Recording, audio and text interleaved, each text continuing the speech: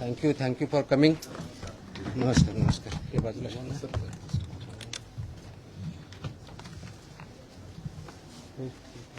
आपल्या फोनला बोलला तुम्ही. बसा. थोडं पाठीमाग घेऊ का? थोडं पाठीमाग सरू का?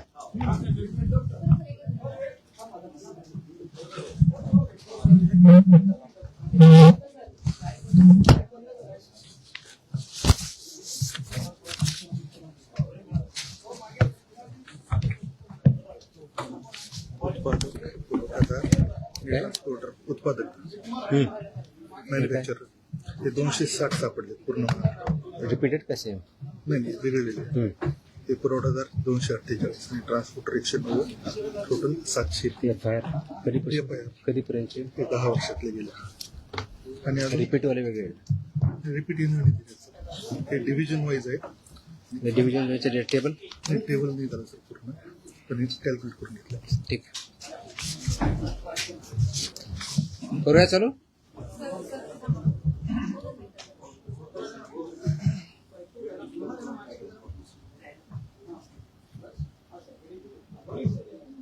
ओके.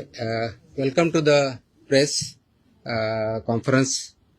आज मुद्दामून एक महत्त्वाच्या विषयासाठी आपल्याला इथं बोलवलं आहे. गेल्या अनेक वर्षापासून आपल्याला माहिती आहे की महाराष्ट्रामध्ये गुटखाबंदी केलेली आहे.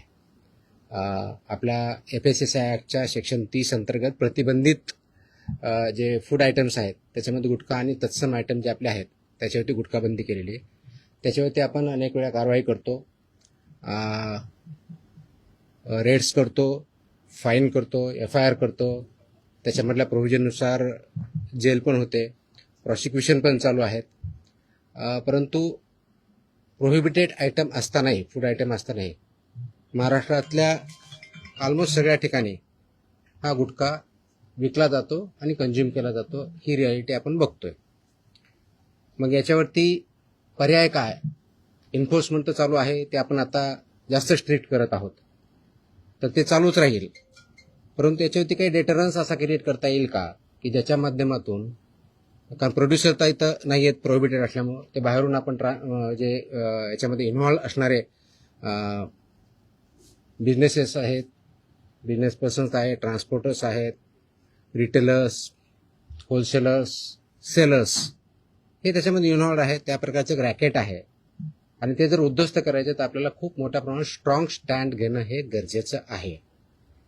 ह्या निष्कर्षापर्यंत शासन पोहोचलेलं आहे आणि म्हणून मध्ये बऱ्याच वेळेस याच्यावरती डिस्कशन पण झालं की काय केलं पाहिजे.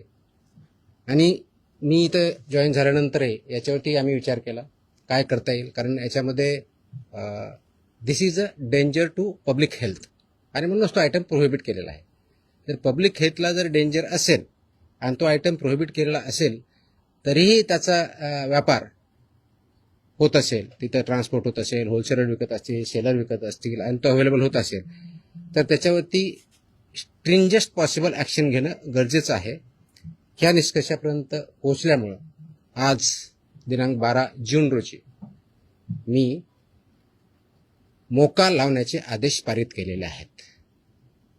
So we have issued the order saying that MCOCA provisions will be, MCOCA कायदा, मकोका ज्याला आपण म्हणतो, Maharashtra control of organised crimes act 1999 हा आम्ही इन्व्होक केलेला आहे. ही माझी तिची ऑर्डर आहे इश्यू केलेली. आणि ह्या ऑर्डरच्या अनुषंगाने हा फक्त फूड सेफ्टी ॲक्ट 2006 चे कलम 3, 26, 27, 30, 38, 41, 42, 59, 63, 64 आणि 89 बरोबरच Maharashtra control of organised crimes act 99चा sections 21D, 21E, 21F, 3, 4, 18, 21 and 23 read with code of criminal procedure 1973 किंवा भारतीय नागरिक संहिता सुरक्षा संहिता 2023 याच्या अनुषंगाने ही ऑर्डर मी आज पास केलेली आहे. एक मिनिट मला बोलू तर द्या, माझं पूर्ण होऊ दे. पूर्ण झाल्यानंतर विचारा ना प्रश्न. सो ही कारवाई करताना हे प्रोव्हिजन्स आहेत. त्याच्यामध्ये ऑथॉरिटी कोणती आहे, त्याचं रॅशनेल काय आहे, कोणत्या क्राईम्सला, कोणत्या ऑर्गनाइज क्राईम मधल्या जी 2(1)D ची डेफिनेशन सांगितलं त्याच्या क्राईम मध्ये हा क्राईम कसा बसतो, याच्या ऑथॉरिटी कोण कोण आहेत, ह्या सर्व आपण डिफाईन केलेल्या आहेत. आणि याच्या अनुषंगाने अल्टिमेटली आपण काही ऑर्डर्स, डिरेक्शन्स या माध्यमातून दिलेल्या आहेत. त्याच्यामध्ये ज्या ज्या ठिकाणी हे मोर दॅन वन्स एखाद्या ह्याच्यामध्ये ट्रेड करणारा व्यक्ती, संस्था, आस्थापना असेल त्यांच्याविरुद्ध कंपल्सरी मोका इन्व्होक करायचे ही ऑर्डर आहे. त्याचबरोबर सेक्शन 23 ऑफ मकोका ची जी प्रोसेस दिलेली आहे ती प्रोसिजर कंपल्सरी पाळायची हे पण आपण याच्यामध्ये आदेश दिलेले आहेत.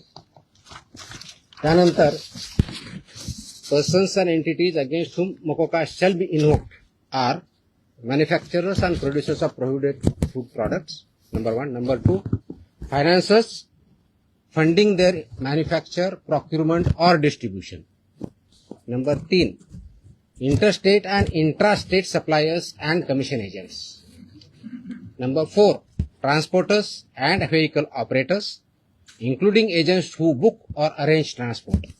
Number 5, godown operators, warehouse owners and store managers who knowingly store such products.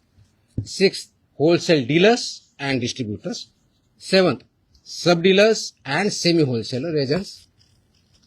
8th, retail sellers forming part of an identified organized network. And 9th, any other person who knowingly facilitates, abets, conceals or assists any of the above. त्या इतक्या जणांविरुद्ध मोकोका वापरायचे ह्याच्यामध्ये आदेश आपण केलेले आहेत. त्याचबरोबर प्रिझम्पशन ऑफ एलिजिबिलिटी जी आहे ते फक्त याच्यावरती नाही तर प्रिझम्पशन ऑफ एलिजिबिलिटी हे आपण ज्यावेळेस म्हणतो की any one or more of the following is present, ते स्ट्रॉंग प्रिझम्पशन फेवर करणारं मोकोकाला हे प्रोव्हिजन वापरायचं. आणि no officer shall refrain without recording specific return reasons approved by joint commissioner. रिजनचं जे असेल त्याच्यामध्ये की इंटरस्टेट सप्लाय चेन और मॅन्युफॅक्चर नेक्सस हे आपल्याला वरती न्यायचं, प्रिझम्पशन ऑफ एलिजिबिलिटीसाठी वापरायचं. Clandestine godowns, fake labels, dummy firms और फॉर्ज्ड इनव्हॉइसेस याच्यासाठी सुद्धा हा वापरायचा आहे. Simultaneous seizures across multiple districts pointing to a common syndicate त्याच्यासाठी सुद्धा वापरायचं आहे. करप्शन ऑफ इन्फोर्समेंट ऑफिशियल्स और intimidation of informants of witnesses यासाठी आपण वापरणार आहोत.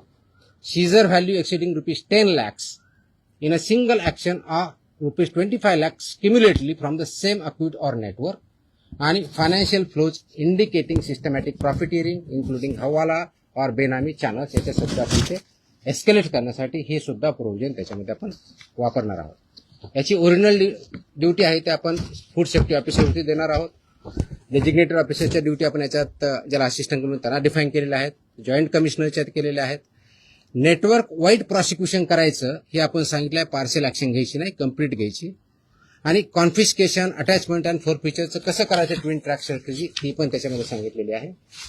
त्याचं प्रॉसिक्युशन रजिस्टर मेंटेन करायचं सांगितलेलं आहे, बेलला अपोजिशन करायचं सांगितलेलं आहे, आणि procedure compliance with the criminal procedure code हे सुद्धा आपण मॅन्डेटरी केलेलं आहे.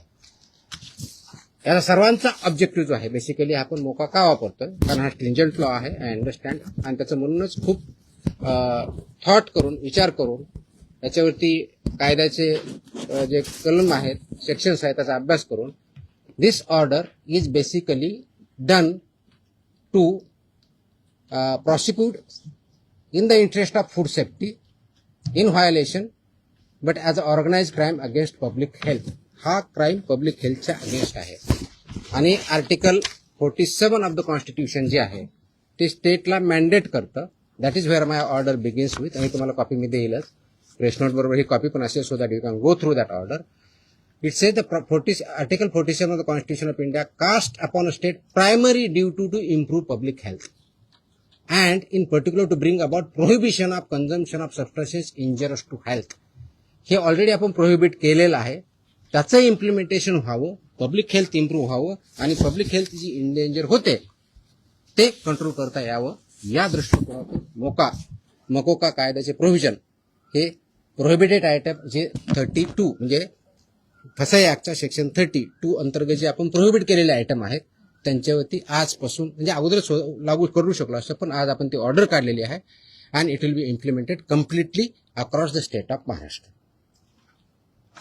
सर, जो कायदा केंद्राचा पळवाट चोरी जाते दुकानामध्ये पान मसाल्याच्या पुड्या आणि सुती पुडी जे ते मिक्स केल्यानंतर गुटख्यासारखा पदार्थ तयार होतो. अशा पद्धतीने चालकीला कसं रोखलं जाणार, कारण तो स्पेसिफिकली गुटखा या टायटलखाली विकला जातो. याच्यामध्ये मिसलिडिंग ॲडव्हर्टाइजमेंट ऍक्ट आहे.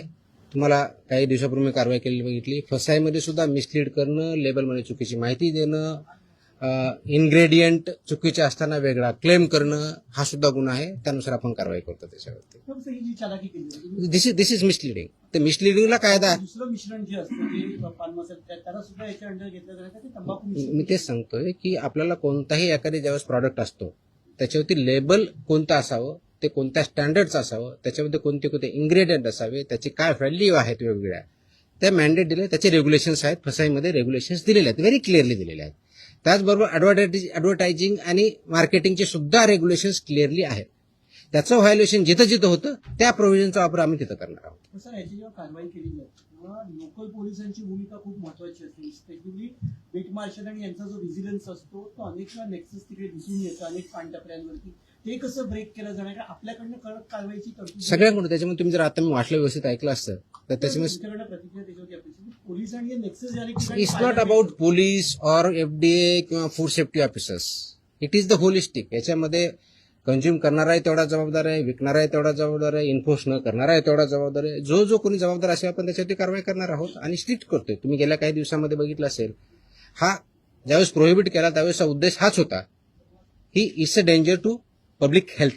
आणि ते जर टाळायचं असेल, कारण याच्यामधून काय काय आजार होतात हे मी वेगळं सांगण्याची गरज नाही. It's documented, it's in the public domain. ते करण्यासाठी आपल्याला स्ट्रिंजंट ऍक्टचे प्रोव्हिजन आपण आज का इन्व्होक करतोय, कारण जेवढ्या इफेक्टिव्हली आपल्याला करायचं होतं तेवढं होऊ शकलं ना. हा डेटाच्या आधारे तुम्हाला मी डेटा सांगतो, म्हणजे जस्ट फॉर इन्फॉर्मेशन आपल्याला हा एक असेल की आतापर्यंत गेल्या 10 वर्षात ऑलमोस्ट आपण FIR किती केलेले आहेत महाराष्ट्रामध्ये. 32चा FSSAचा जो सेक्शन प्रोहिबिट केलेला आहे याच्यावरती. जे मॅन्युफॅक्चरर्स आहेत त्यांच्या विरुद्ध 260 मॅन्युफॅक्चरर्स FIR आहेत आपले. जे पुरवठादार आहेत सप्लायर्स ते 248 आहेत आणि पर्सन्स जे आहेत ते असे 190, असे 703 ट्रान्सपोर्ट कोणते हे ट्रान्सपोर्ट सॉरी ट्रान्सपोर्टर म्हणजे उत्पादक 260, सप्लायर्स 248 आणि ट्रान्सपोर्टर्स 190 असे 703 FIR आहेत. सो FIR काय कमी केलेत अशातला भाग नाही. त्यांचं प्रॉसिक्युशन, त्यांची पुढची प्रोसेस आपण करतोय. पण आपल्याला अजूनही त्याच्यामध्ये कम्प्लीट याच्यामधून खरोखरच हद्दपात करण्याच्या दृष्टीने याच्यातून झाला नाही, तर पुढची स्टेप आपण घेतोय आणि ती आज आपण घेतलेली आहे. Yes please. पदभार स्वीकारला एक मिनिट. गुटखा हा 2 नंबर धंदा आहे आणि याच्यामध्ये खूप मोठं अर्थकारण आहे. ज्याच्यामध्ये पोलीस प्रशासन सुद्धा मोठ्या प्रमाणात, खास करून बॉर्डरवरचे जे जिल्हे आहेत किंवा बॉर्डरवरचे जे पोलीस स्टेशन आहेत, तर तिथून मोठ्या प्रमाणात गुटखा सप्लाय होतो. आता मी ज्या भागात धाराशिव जिल्ह्यामध्ये पोलीस स्टेशनच्या मोठ्या प्रमाणात पोलीस प्रशासन काही गाड्या पकडतं, काही गाड्या सोडतं, असे पण आपण मी जे सांगितलंय की दोज हु आर रिस्पॉन्सिबल त्यांच्यावरती आपण कारवाई करणार. कुणी असू द्या, म्हणजे माझे अधिकारी होऊ शकतात, इन्व्हॉल्व जर असतील तर दुसरे कुणी असू शकतात. त्याच्यामध्ये एड्स, अबेट हे शब्दप्रयोग आपण जे केलेले आहेत त्याच्यामध्ये त्यांचं इन्व्हॉल्वमेंट जर सिद्ध झालं तर आपण त्यांच्यावरती कारवाई फक्त पुरवठादार नाही. FIR आतापर्यंत झालेले आहे, पण ते प्रूव्ह करण्यासाठी, you are not getting my point, ते प्रूव्ह करण्यासाठी लेट मी आन्सर दॅट. ते प्रूव्ह करण्यासाठी आपल्याला ते डॉक्युमेंटरी एव्हिडन्स लागतील, आपल्याला एव्हिडन्सेस लागतील. असे आपल्याकडे सापडले तर डेफिनेटली आपण कारवाई करू. Let me complete. याच्यामध्ये आमचे काही अधिकारी इन्व्हॉल्व आहेत असं खूप अलिगेशन होतात, कंप्लेन येतात, आम्ही त्या व्हेरीफाय करतो. पुढच्या काही दिवसामध्ये असे काही अधिकाऱ्यांचं इन्व्हॉल्वमेंट आहे किंवा नाही याच्याबद्दलचे इन्व्हेस्टिगेशन आमच्याकडे सध्या चालू आहेत. त्याच्यातून जे रिझल्ट येतील ते आपल्यापर्यंत येतीलच. सर, आपण पदभार स्वीकारल्यापासून अनेक कारवाया केलेल्या आहेत. आतापर्यंत जेवढ्या कारवाया झाल्या, साधारणपणे किती कारवाया झाल्या, किती तो डेटा मी प्रेसमध्ये दिलेला आहे ना. नवीन नाही, मी डेटा मी प्रेसमध्ये दिलेला आहे. टीव्हीला त्या बाहेर स्वरूपातला नाही, मग टोटल आता काही कारवाया केल्या खूप केल्यात. सर, दररोज मी प्रेस देतोय. झालेली अटक आणि ते किती आहे गुन्हे दाखल झाले. देतो. Yes please. प्रोहिबिटेडची का एका वेळेस एक minute. I answer every question. Let me I come to. हां, मकोकाची कारवाई करता परत धमकी मला धमकी आलेलं कुणी सांगितलं तुम्हाला? नाही, sorry, no sorry, please look at ती जुनी क्लिप आहे, कमीत कमी 10 वर्षापूर्वीची आहे. Look at the clip. आताची क्लिप नाही याची ती. दॅट वॉज नाही मला नाही आलेलं. That clip if I remember correctly, मला आठवत नाहीये, इफ आय रिमेंबर करेक्टली बहुतेक ती पुण्यातली क्लिप आहे, फेनावाजीन पीएमपीएम आहे. चेकआउट तुम्ही बघा, ते क्लिप आताची नाही, मला कोणतरी पाठवली, मला कोणतरी विचारलं, मला अशी धमकी नाही आलेली. येतो मी त्यांना. Let us focus on this. There are so many issues. Let us focus on this. Please. थोडं I'll answer on this only. 2 दिवसापूर्वी संभाजीनगरमध्ये एफडीएच्या पथकावर दगड फेकला आणि अधिकाऱ्यांना स्कॉर्पिओ गाडी त्यांच्या अंगावर घालण्याचा प्रयत्न केला. त्यांच्यावर पण मकोका अंतर्गत कारवाई होती. आता हे जे मी तो gutkha exactly that's what I am saying. कारण मकोका क्लॉज वापरण्यासाठी ज्या काही प्री कंडिशन्स आहेत त्या फुलफिल झाल्या, डेफिनेटली करणार आम्ही. कारण त्याला एका गुन्ह्यासाठी होत नाही, it has to be more than 1 offence in last 10 years. त्यांच्यावर जर झालेला असेल तर डेफिनेटली आम्ही करू, कारण त्याचं कंडिशन फुलफिल करायला पाहिजे. अदरवाईज आमचे FSSAचे ऍक्ट, BNS ऍक्ट आम्ही ते वापरतोच आहोत. आज ती जे हल्ला झाला त्याच्यावरती इमिजिएटली शिफ्ट कारवाई पण झाली, 7 का 8 लोक त्याच्यामध्ये अरेस्ट पण झाले immediately. I spoke on with DGP also. DGPने सुद्धा इमिजिएटली त्याच्यावरती इन्स्ट्रक्शन म्हणून कारवाई केली. अँड अशा प्रकारचे हल्ले आम्ही भिणार नाही. Very clearly will protect our officers आणि those who take law into their hands will show force of the law. एक मिनिट. येस नाही, बाजूला तुमच्या बताऊंगा. मेरी हिंदी इतनी अच्छी है ही नहीं, जितनी भी टूटी फूटी है उसमें बात करूंगा. बोलूंगा. एक मिनिट तुम्हाला उत्तर दिलं ना मी. आपण एकदा मराठी पूर्ण करून घेऊया, मग आपण अरे थांबा ना तुम्ही, मी इथंच आहे, मी कुठे पळून नाही चाललोय. सिस्टमॅटिक व्हायचं. भिवंडीमध्ये जे आहे ते नकली व्यक्ती अधिकाऱ्यांना अटक करण्यात आलेली आहे. त्यामुळे कशा पद्धतीने जर एखाद्या वेळी आपण ज्यावेळी थाळी टाकतो आय कार्ड असतं ऑफिसरकडे. Simple. My officers wear I card. Very clearly they show the I card. या प्रतिबंधित माल जो आहे तो बऱ्याचदा गुजरात सारख्या राज्यातून मुंबईत येतो, खास करून गुटखा असेल किंवा बऱ्याचदा भेसळयुक्त खावा देखील गुजरातवरूनच मुंबईमध्ये येतो. वाहतूक व्यवस्था करणाऱ्या अनेक लक्झरी बसेस असतात, टुरिस्ट गाड्या असतात किंवा ट्रक. यासाठी RTOची काही मदत वगैरे घेणार? मी आता वाचताना वाटलं इन्क्लुडिंग ट्रान्सपोर्टर्स.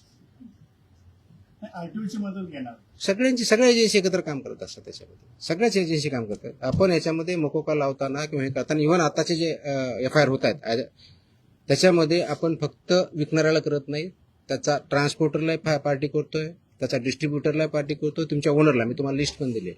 तर इथून पुढचे आता आल्यापासून FIRचे हे it will be right from manufacturer to seller. आताही होत आहेत, अजून जास्त स्ट्रिंजंटली होतील. So they are responsible. कायद्यामध्येच व्हेरी क्लिअरली त्याच्यामध्ये मेन्शन आहे, कुठेही डाऊट नाही त्याच्याबद्दल. याच्या बाहेर नका विचारू, जो आपला विषय चालला तेवढाच विचार. नाही, संबंधित नाही, आजच्या विषयाशी संबंधित. तुकाराम मुंडे साहेब ज्या ज्या विभागाचा पदभार ग्रहण करतात तो विभाग नेहमी चर्चेत येतो, असं का होतं? त्याचं उत्तर तुम्ही द्या, मी कसं देणार आहे? आम्ही तो काय होतो तर you are better. No, I cannot answer this. Simple. कारण काय येतो, लोक चर्चा का करतात, तुम्ही जास्त का पब्लिश करतात, का कुणी काय करतं, ह्याचं उत्तर मी नाही देऊ शकत. You have to analyse. त्याचं उत्तर मी कसं देऊ शकणार? सोशल मीडियावरती तुम्ही विचारल्यानंतर प्रचंड लोकांचा पाठिंबा we are diverting. Let us not divert. No. So पब्लिकशी रिलेटेड डायरेक्ट आहे. हे जे विषय त्याच्यावरती आपण बोलू, बाकीचे विषय नाही. हा नाही, याच्या अगोदर फक्त हा डेटा प्रोहिबिटेड ना, प्रतिबंध. आता तुम्ही जो विचारला होता प्रश्न की मी 25 मे ते 11 जून या काळामध्ये प्रोहिबिटेडच्या बाबतीत म्हणजे प्रतिबंधित आयटमच्या बाबतीतला सांगतोय, बाकीच्या नाही सांगत आहे, कारण हा प्रोहिबिटेडचा विषय आहे. म्हणून तपासणी केलेल्या आस्थापना म्हणजे प्रोहिबिटेडच्या बाबतीत त्या 354 आहे, 354. बाकीचे असेल ना आपल्याकडे पुढचे केलेले ती पण असेल ना, तो पण मागवा ना. आणि ड्रगचे असेल तर ड्रगचं पण मागवा. त्याच्यामध्ये नाही सॉरी, प्रतिबंधित पदार्थ आढळलेल्या आस्थापनाची संख्या 344 सापडली आपल्याला. तपासणी 354 केली, 344 मध्ये फाइंड आउट झालं. जप्त साठ्याची किंमत ह्या 344 मध्ये एक किती रुपये 3,27,24,629 rupees. 3,27,24,629 rupees. FIRs 235. Arrested people 350. Seal establishment of this 344 are 274. Seized vehicles are 26 and the price of that vehicle is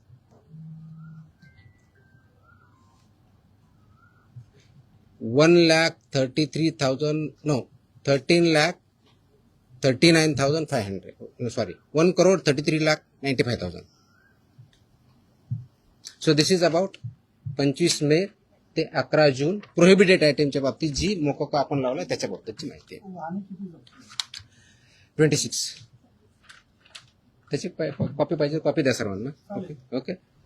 So I am giving you the press note detail in Marathi and I am attaching the order also. So you are aware of this order is in English. ते आम्ही मराठीमध्ये आम्ही पाठवतो आमच्या ऑफिसला. It's a big exactly order आहे. जवळजवळ किती पानाची आहे? 8 पानाची ऑर्डर आहे. कारण याच्यामध्ये रॅशनिंग लिस्ट सगळं आहे. So you will get this one. Press note plus this one. हिंदीमध्ये माझी हिंदी चांगली नाही होत एवढी यार. मैं इतना बुरा लगूंगा उसमें. मैं इंग्लिश में बोल सकता हूँ. हाँ हाँ हाँ.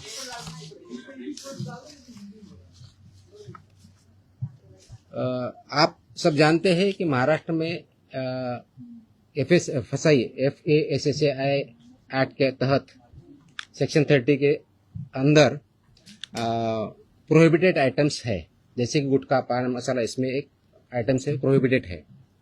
इसका मतलब ये होता है कि ये प्रोडक्ट फूड प्रोडक्ट जो है प्रोहिबिटेड वो महाराष्ट्र में मैन्युफैक्चर नहीं हो सकता है, ट्रांसपोर्ट नहीं हो सकता है, स्टोर नहीं हो सकता है, सेल नहीं हो सकता है.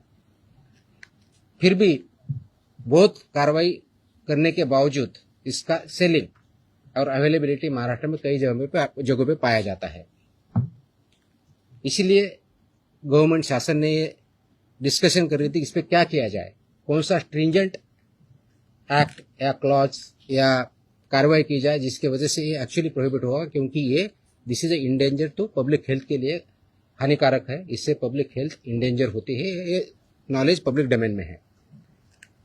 तो इसके तहत आज हमने मोकोका एक्ट जो है महाराष्ट्र का, Maharashtra control of organise crime act 1999, ये इसमें इन्वोक करने का निर्णय लिया है, लागू किया है कि जो ये बिजनेस में मैन्युफैक्चरिंग करते हैं, ट्रांसपोर्ट करते हैं, सेल करते हैं, डीलर्स है, सेमी डीलर्स है, ये सबको ये प्रोविजन के अंदर अभी कार्रवाई की जाएगी.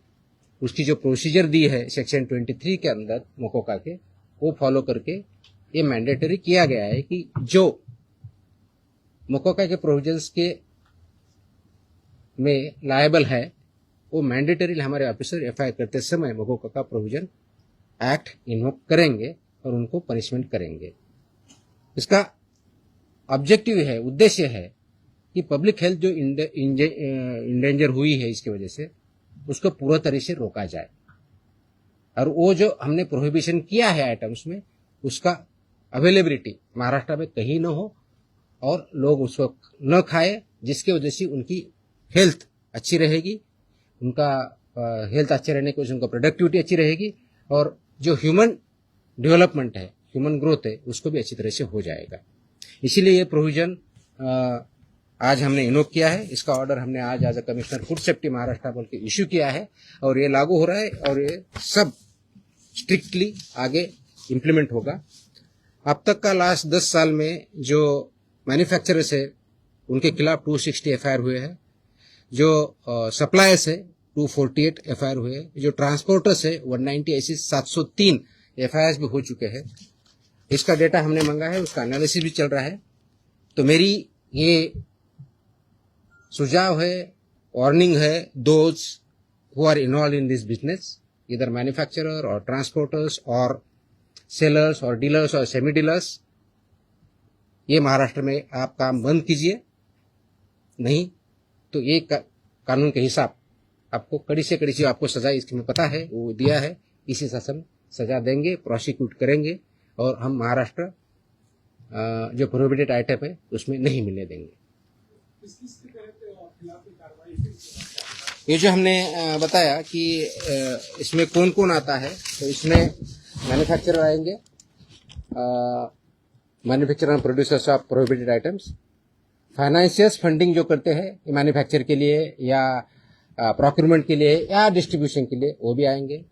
इंटर स्टेट और इंट्रा स्टेट सप्लाईज जो है वो भी इसमें आएंगे, कमीशन एजेंट्स भी इसमें आएंगे, ट्रांसपोर्टर्स आएंगे, व्हीकल ऑपरेटर्स आएंगे, इंक्लूडिंग एजेंट्स हु बुक और अरेंज फॉर ट्रांसपोर्ट, वो भी आएंगे। गोडाउन ऑपरेटर्स आएंगे, वेयरहाउस ओनर्स आएंगे and store managers who knowingly store such products, वो भी आएंगे। होलसेल डीलर्स एंड डिस्ट्रीब्यूटर्स भी आएंगे, sub dealers and semi wholesalers भी आएंगे, एजेंट्स भी आएंगे, retail sellers forming part of an identified organise network भी आएंगे, और एनी अदर पर्सन नोइंगली, जानबूझ के उसको अबेट करता है, इंफॉर्मेशन कंसील करता है या असिस्ट करता है, ये सब के खिलाफ लगेगा। सेलर है,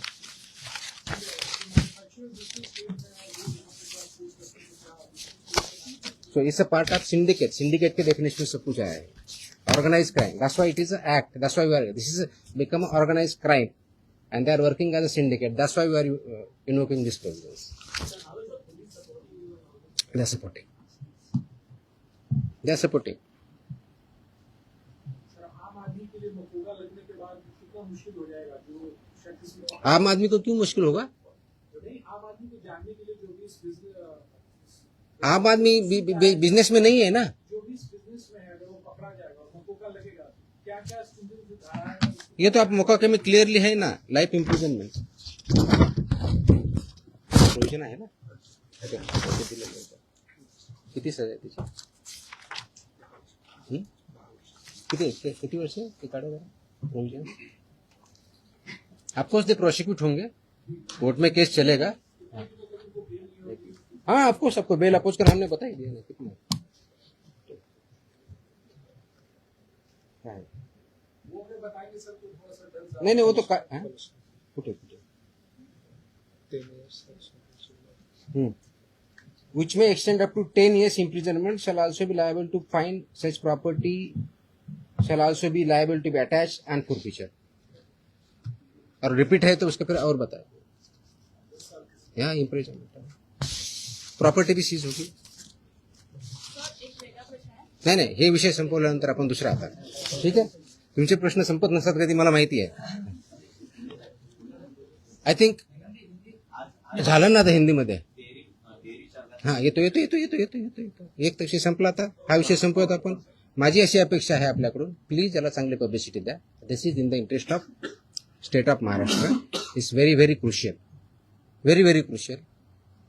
Many people have fallen prey to this, so we need to save our people. We need to work. That's a public health hazard, and we have to eliminate it. Absolutely clear. So इसीलिए मुझे ये publicity जितनी ज़्यादा दे सकते हो वो दे दो. That is my request. Dairy ओनर्सची आणि मॅन्युफॅक्चर म्हणजे मिल्क अँड मिल्क प्रॉडक्ट्स याच्यामध्ये आज मीटिंग मी सगळ्यांची बोलवली होती. उद्देश हा होता की डेअरी सेक्टरमध्ये जे फसाईचे रेग्युलेशन्स आहेत, स्टँडर्ड्स आहेत, म्हणजे सगळ्या सेक्टरमध्ये आहेत, त्याच्यामध्ये डेअरीचे पर्टिक्युलरली बोलवली होती. कारण तो खूप मोठा इश्यू आहे, अनेक वर्षापासून आहे. अत्यंत चांगले लोक काम करणारे त्याच्यात आहेत आणि काही त्याच्यामध्ये चुकीचं काम करणारे पण आहेत. आणि म्हणून FDA म्हणून आम्ही काय कारवाई करणार as a regulator. FDA is a regulator, आणि फूडच्या बाबतीत म्हणलं फूड कमिशनर स्टेट म्हणून आम्ही रेग्युलेट करतो जे फसाईचे नॉर्म्स आहेत. कारण फसाई ॲक्ट हा 2006ला आला, त्याचे रूल्स 2011ला झाले, आणि 2011 पासून आतापर्यंत वेगवेगळे रेग्युलेशन किंवा स्टँडर्ड्स फसाईने डिक्लेअर केलेले आहेत. ते मॅन्डेटरी आहे सर्वांवरती. जे फूड बिझनेसेसमध्ये आहे, ज्याला आपण FBO म्हणतो, फूड बिझनेस ऑपरेटर, ते रजिस्टर्ड असणं हा भाग वेगळा आहे. पण त्यांनी कोणत्या कोणत्या प्रकारचे स्टँडर्ड्स जे प्रॉडक्ट आहेत त्याला वापरायचे, त्याप्रमाणे प्रॉडक्ट तयार करायचे किंवा सेल करायचे, हे त्याच्यामध्ये स्टँडर्ड्स दिलेले आहेत. त्याच्यामधला एक भाग म्हणून जे मिल्क अँड मिल्क प्रॉडक्ट्स आहेत याच्यासाठी जे स्टँडर्ड्स लागतात ते त्यांनी पाळावेत, ते त्यांनी इम्प्लिमेंट करावेत.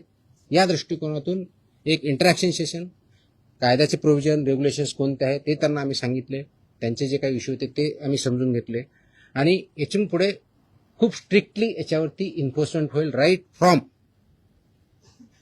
कलेक्शन सेंटर गावातलं जे असेल तिथपासून ते म्हणजे तुमचा MBO असेल म्हणजे तुमचं जे चिलिंग सेंटर असेल, कलेक्शन सेंटर्स असतील, चिलिंग सेंटरपासून तुमच्या डेअरीपर्यंत जात असेल, मग तुमचा दूध प्रॉडक्ट बनवणारा किंवा पनीर बनवणारा तिथपर्यंत जात असेल, ते प्रॉडक्ट बनवून ते कंझ्युमरपर्यंत जात असतील, ही सगळी चेनमध्ये जे त्याच्यामध्ये इन्व्हॉल्व आहेत त्यांनी हे सगळे स्टँडर्ड्स पाळले पाहिजेत, इम्प्लिमेंट केले पाहिजेत आणि त्याच्यामुळे चुकीचं काही होणार नाही हे त्यांना समजून सांगण्यासाठी, कायद्याचे प्रोव्हिजन समजून सांगण्यासाठी आम्ही मीटिंग बोलवली होती, इंटरॅक्शन केली. मी एक प्रेझेंटेशन पण केलं की कायदा काय सांगतो, नाही केलं तर त्याचे काय प्रोव्हिजन होतात. तर 2-3 ठळक ज्या गोष्टी आहेत त्याच्यामधल्या, तर एक पहिलं की अनसेफ फूड हे कशाही परिस्थितीत टॉलरेट केलं जाणार नाही, इन्क्लुडिंग मिल्क प्रॉडक्ट्स. अनसेफ फूडची डेफिनेशन कायद्यात दिलेली आहे, त्याच्यामुळे मी इथं बोलत नाही, ते तुम्ही वाचू शकता, त्याच्यात क्लिअरली आहे. दुसरं अडल्चरेटेड फूड, तिसरं मिसब्रँडेड, चौथं सबस्टँडर्ड आणि अजून काय एवढंच नाही. सो अशा प्रकारच्या कॅटेगरी आहेत आणि या प्रत्येक कॅटेगरीला काय पनिशमेंट आहे हे कायद्यामध्ये दिलेलं आहे. तर ते व्हायलेट तुम्ही करू नये. त्याचे जे वेगवेगळे रेग्युलेशन, पहिला रेग्युलेशन फॉर रजिस्ट्रेशन कंपल्सरी आहे, ते बऱ्यापैकी इम्प्लिमेंट आहे आजच्या डेटला, रजिस्ट्रेशन आणि लायसन्सिंग, पण ते तेवढ्यापर्यंत चालत नाही. फूड प्रॉडक्ट्सचे जे 2011चे स्टँडर्ड्स आहेत ते बऱ्याच वेळेस कॉम्प्रोमाइज केले जातात, ते करता येणार नाही. मार्केटिंगच्या किंवा ॲडव्हर्टाइजिंगच्या बाबतीत चुकीचं दिलं जातं, ते करता चालणार नाही. त्याचबरोबर काय म्हणतो त्याला, प्रिंटिंग काय म्हणतो त्याला, प्रिंट करतो ते लेबलिंग जे आहे ते व्यवस्थित होत नाही किंवा चुकीच्या पद्धतीने होतं किंवा मिसलिडिंग होतं, ते चालणार नाही. पॅकेजिंग त्याचे स्टँडर्ड्स ठरवले आहेत, ते पॅकेजिंग त्याच पद्धतीनं पाहिजे, ते चालणार नाही. हे त्यांना आम्ही चांगल्या पद्धतीनं समजून सांगितलं आहे आणि बाय अँड लार्ज त्यांची कन्व्हिन्स झालेली आहेत की येस आमच्याकडे काही ज्या त्रुटी असतील तर आम्ही त्याच्यामध्ये कारवाई करू, जेणेकरून हे जे दूध आहे किंवा प्रॉडक्ट आहे, फूड अँड फूड प्रॉडक्ट जे आहेत ते कंझ्युमरला जे स्टँडर्ड फसाईने घालून दिलेले आहेत ते त्याप्रमाणे करतील. जे करणार नाही त्याच्यामध्ये फसाई ऍक्टनुसार आपण त्याच्यावरती कारवाई करणार आहोत. आता हे standard over a period of time आले, 2011 पासून आतापर्यंत जवळजवळ टोटल 28 प्रकारचे रेग्युलेशन किंवा स्टँडर्ड आहेत, त्याच्यातले 6 हे ऑथॉरिटीचे आहेत, मग 22 आहेत वेगवेगळ्या प्रॉडक्टच्या बाबतीतले आहेत सगळे. त्याच्यातले बऱ्याचशा अंशी 6 ते 10च्या दरम्यान हे फूड अँड फूड प्रॉडक्ट्स लागतात. प्रत्येकाला मोर दॅन 1 लागतात. रजिस्ट्रेशन कंपल्सरी आहे, पण ते फूड कॅटेगरी जी असेल त्यांना ते लागतात.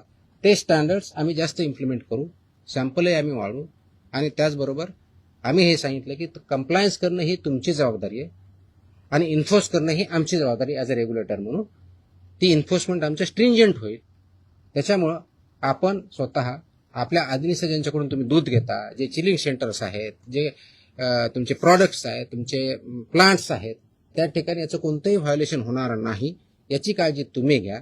आणि सबस्टँडर्ड असेल, अनसेफ असेल, तो माल रिजेक्ट करा. तो तुम्ही वापरू नका, दुसऱ्याकडे वापरू देऊ नका, so that this unsafe, substandard, adulterated, misbranded असं कोणताही प्रॉडक्ट मार्केटमध्ये येणार नाही. त्यासाठी तुम्ही कार्यरत राहा आणि ते कंप्लायन्स करता की नाही त्याचं एन्फोर्समेंट आम्ही बघू आणि जिथं कंप्लायन्स होत नाही त्यांच्यावरती आम्ही स्ट्रिक्ट कारवाई करू. दिस वॉज द मीटिंग. तुमच्या कारवाईचं शेतकरी फार खुश आहेत.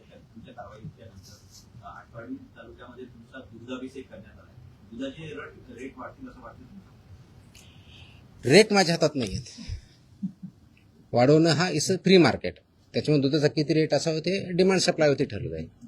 पण आपण अडल्चरेशन बंद करू शकलो, आपण सबस्टँडर्ड दूध बंद करू शकलो, प्रॉडक्ट्स बंद करू शकलो, तर ऑफकोर्स प्युअर दुधाला डिमांड वाढेल. ऑफकोर्स मार्केट फोर्सेसनुसार त्याचे जे काही परिणाम होते ते होते.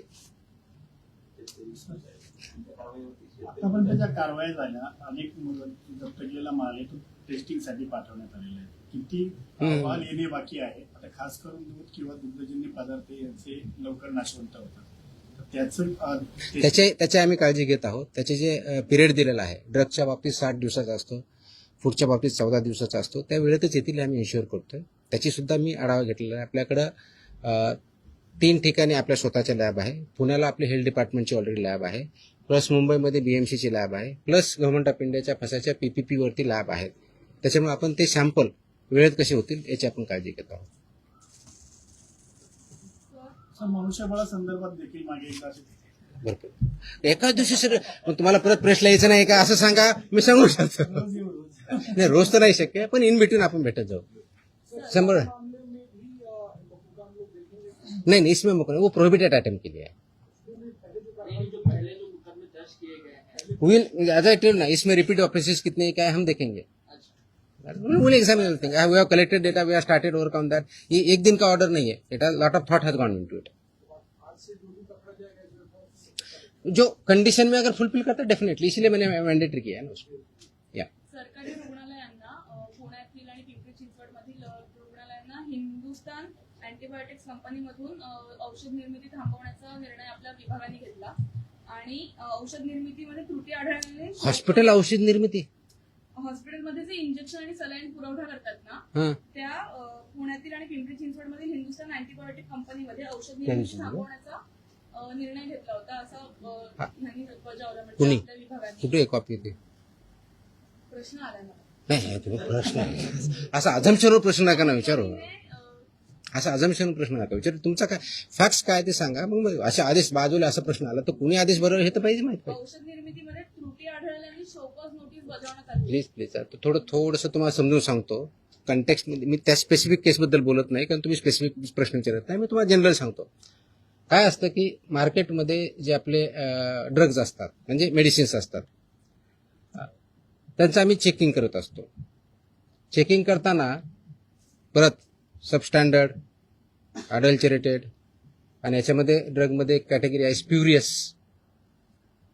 किंवा मिसब्रँडेड, या प्रकारचे आढळले तर त्याला पनिशमेंट ड्रग्ज अँड कंट्रोल ऍक्टनुसार आम्ही करतो.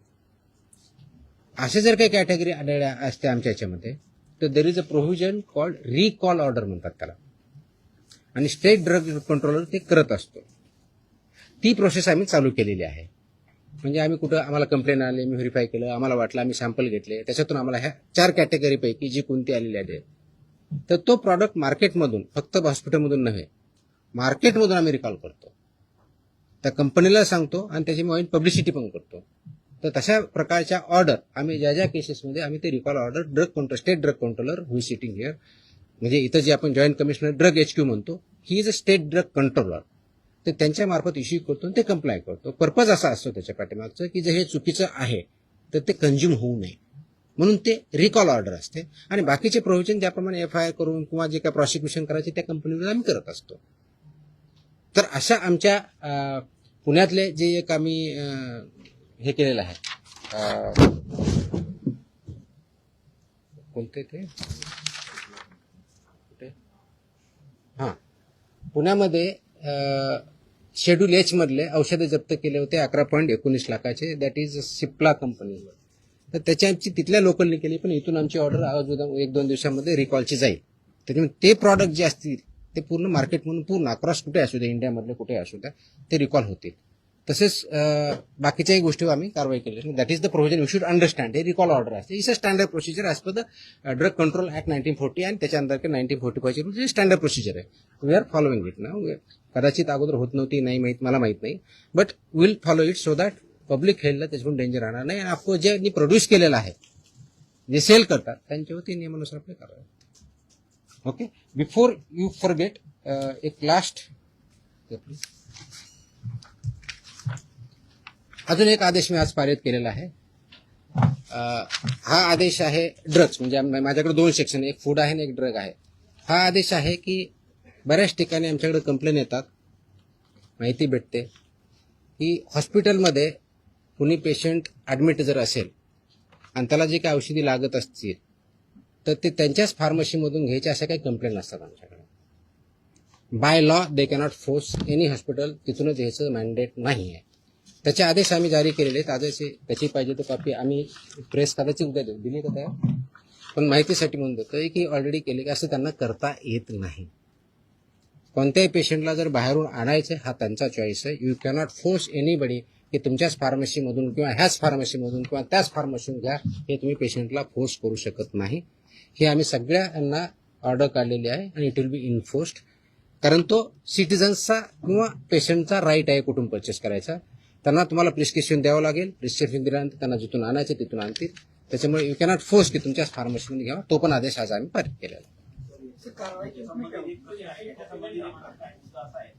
जर डॉक्टरने लिहून दिलं प्रिस्क्रिप्शन, तो त्याच्यात जो प्रिस्क्रिप्शन किंवा पुढे जे काही लिहून देईल ते फक्त त्याच्याच मेडिकलमध्ये अवेलेबल असतं, जर दुसरीकडे घ्यायला गेला तर तिथं उपलब्ध नसतं. असं का बरं होईल? हो सर आहे. हो सर आहे. मला तरी अनुभव आहे. बँड्रामधले डॉक्टर म्हणजे मेडिसिन फक्त त्याच्या हॉस्पिटलसाठी. Hold on. ऐकून घ्या. ते मेडिसिन फक्त त्याच्या हॉस्पिटलसाठी बनवलंय का? त्याच्यात मेडिकल सांग. त्याच्यामध्ये स्टँडर्ड ज्या ऍडवायझरीज आहेत त्या ऍडवायझरी अशा आहेत की त्यासाठी जेनेरिक ऑप्शन काय हे पण देऊ शकतात, ते मागू शकता पेशंट. असं स्पेसिफिक आले तर आम्ही कारवाई करू. मला स्पेसिफिक लागेल, जनरल नको. आम्ही कारवाई करो. There is a law. मैं है नहीं बोल रहा, मैं क्वेश्चन नहीं कर रहा हूँ. अगर ऐसे हमारे पास स्पेसिफिक कंप्लेन आते हैं हम कार्रवाई करेंगे ना.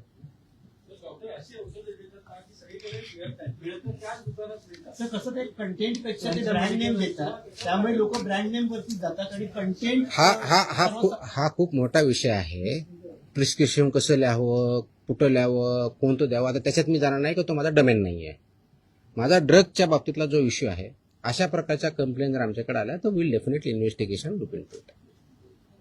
Okay, I think I have satisfied everybody. आणि मोकोकाला जरा वाईट पब्लिसिटी आहे. येस, या अगोदर नाही सांगायचं का? अरे नाही, आता नाही, बाकीचे सगळे नाही. प्रिंटमध्ये द्या. It is required and it is essential also. Okay, चलो, थँक्यू. सर पीएम म्हणजे ट्रेडमार्क की तुकाराम मुंडे? गप्पा नको मारा.